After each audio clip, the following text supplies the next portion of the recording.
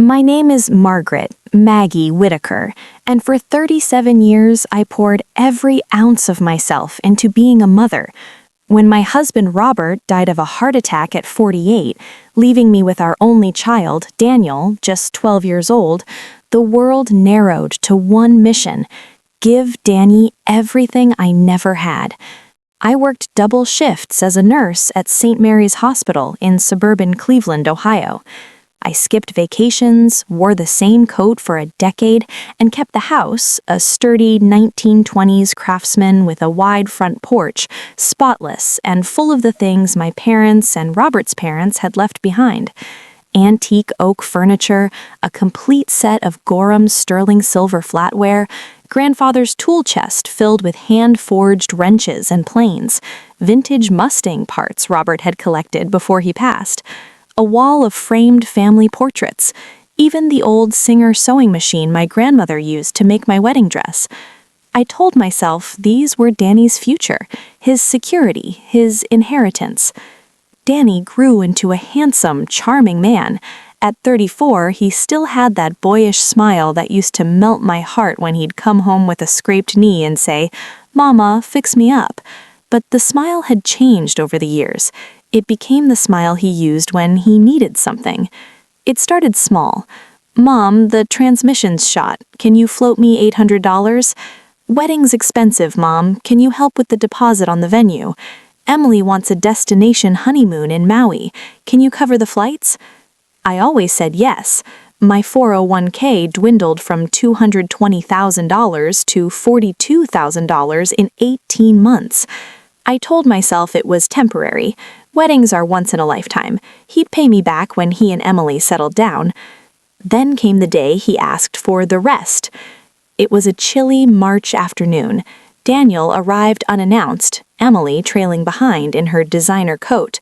They sat me down at the kitchen table, the same table where I'd helped him with homework, where Robert and I had planned our future.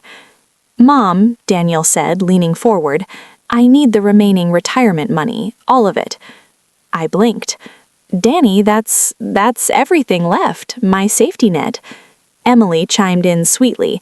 "We're doing the wedding of our dreams, Maggie. 500 guests, open bar, live band, the works. And the honeymoon suite at the Four Seasons Maui costs a fortune. We're short $38,000. You always said you'd do anything for us." I felt the blood drain from my face. "I've already given you—" "You've got Social Security," Daniel cut in. "You've got the house. You can sell some of that old junk if you need cash. Please, Mom, this is important." I stared at him. The boy who used to hug me so tight he left fingerprints on my scrubs was gone. In his place was a man who saw me as an ATM. I swallowed hard. I'll think about it." They left smiling, confident I'd cave like always. That night I couldn't sleep. I sat in the dark living room, surrounded by the shadows of furniture that had watched 3 generations grow up. I thought about Robert's tools in the garage, the ones Daniel used to pretend were treasures when he was little. I thought about the silver service we only used at Christmas. I thought about the power of attorney form I'd found slipped into my mail 2 months earlier, unsigned, but with Daniel's handwriting on the envelope. "Just in case, Mom, for when you're older." I hadn't signed it, but the fact that he'd left it there, waiting, made my stomach turn. The next morning I made a decision. If Daniel wanted my money for his wedding, he could have it, transformed. First, I visited my bank. I withdrew the last $42,000 in cash. Then I called Mr. Harold Grayson, an estate liquidator who advertised in the Senior Center newsletter. He arrived the same afternoon in a clean white van. "Mrs. Whitaker," he said, tipping his cap, "you have some beautiful pieces here." We walked room by room. The oak dining set, 8 chairs, table, buffet, $9,200. The Gorham sterling set for 12, $7,800. Grandfather's tool chest and contents, $4,500 to a collector of vintage woodworking. Robert's Mustang parts, engine block, fenders, original rims, $11,000 to a classic car restorer. The Singer sewing machine, $1,200. A few small paintings, jewelry from my mother, even the antique wall clock Robert had restored, another $8,000 combined. By the end of the week, the house looked like it had been robbed by polite thieves. Bare walls, empty corners, echoes where furniture once stood. I kept only my bedroom set, a small table, one chair, and the refrigerator. Everything else went. Mr. Grayson handed me a cashier's check for $42,000 even. I deposited it, then began shopping. I had never bought luxury food in my life. I drove to Whole Foods, then to a specialty butcher, then to a wine shop that catered to Cleveland's wealthier suburbs. I bought like someone possessed. Prime Wagyu ribeyes, $120 per pound. I bought 10. Filet mignon, another 10 pounds. Lobster tails, 2 dozen, flash frozen from Maine. King crab legs by the cluster.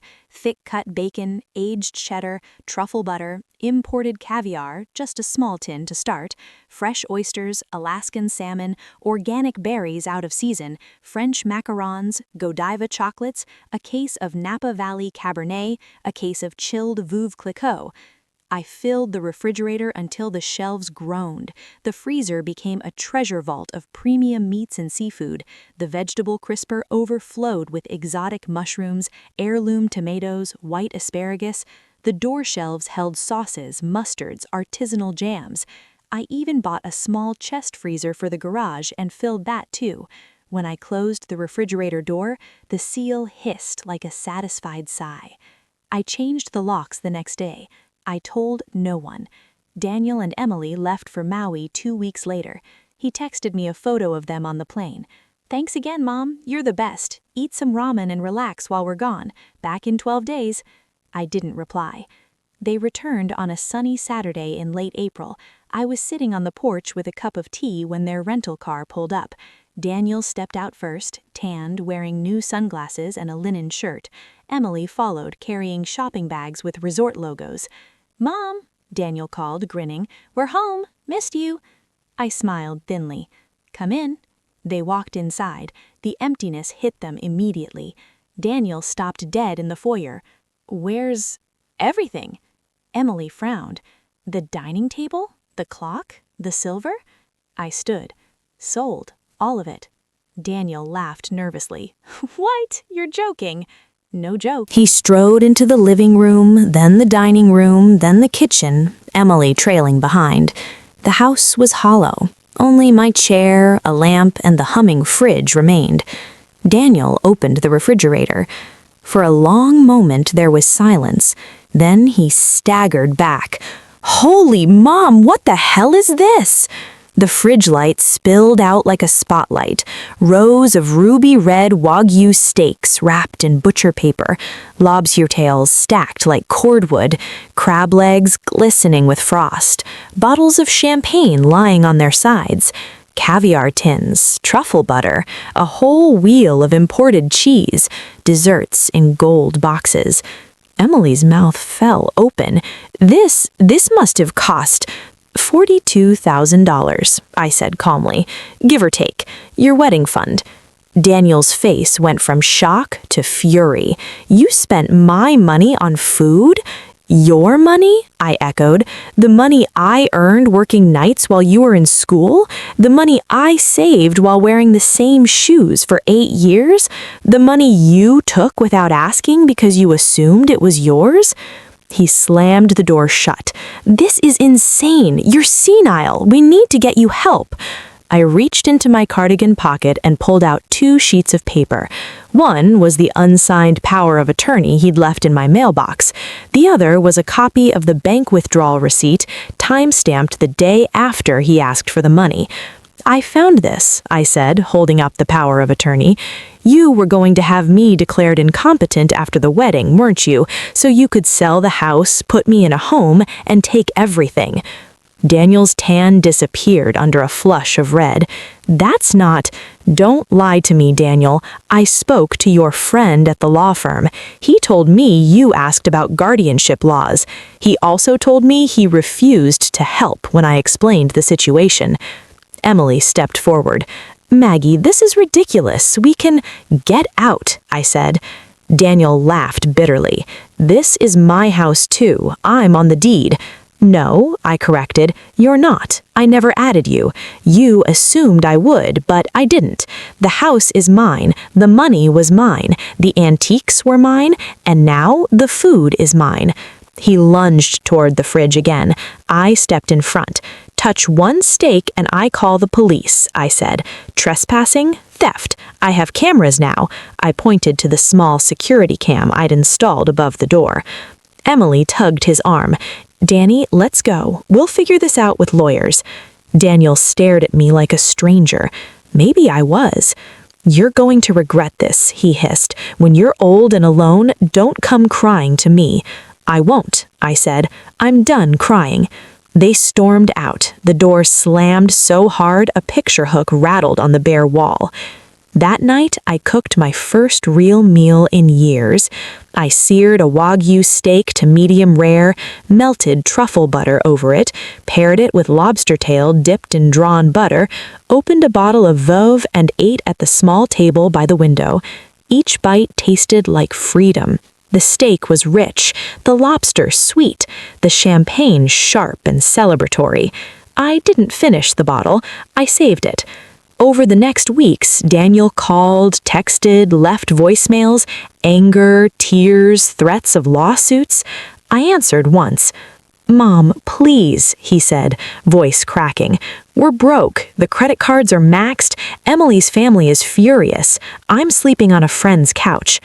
I listened quietly. "I'm sorry," he whispered. "I was wrong. I took you for granted." I waited. "Can I come home, just for a while?" "No," I said. "You made your choices. Live with them." I hung up. I sold the house 6 months later, clean, empty, freshly painted. The proceeds, plus what remained of the retirement money, bought me a bright one-bedroom condo overlooking Lake Erie. I furnished it simply: a comfortable chair, a small table, bookshelves, no museum pieces, no burdens. I cook every day now, sometimes steak, sometimes lobster, sometimes just eggs and toast. But it's my choice, my money, my life. Daniel never paid me back. He and Emily divorced a year later. Last I heard, he was working entry-level at a car dealership, still chasing the easy score. I don't hate him. I don't love him the way I once did either. I simply let go. And every time I open my refrigerator, modest now, but always stocked with something good, I smile, because I finally ate the inheritance, and it was delicious.